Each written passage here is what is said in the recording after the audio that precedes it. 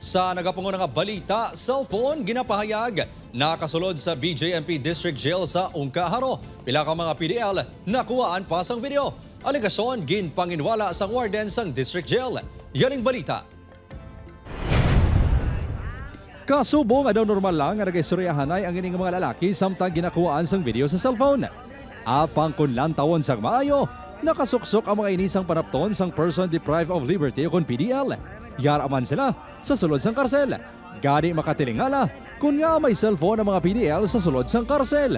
Ang video ang ginapahayag guwa sa BJMP District Jail Male Dormitory sa Ungkaharo.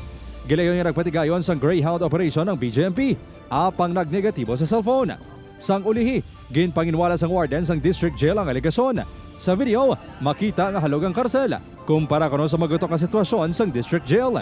Ang ato niya facility, kung madumduman nyo is, ano lang siya, good intended for 148 PDL, pero ang sulod sa book is 1,316. Oh. So, nasa almost 800% kita congestion rate. Oh, ginadeny namin, hindi gina siya dire. Nagpatigayon man sang surprise inspection ng BJMP Regional Office, apang wala man sang na-recover nga cellphone. Wala ginadula sang BJMP 6 ang posibilidad nga ang video ang kuha sa Ibanya District Jail sa Western Visayas.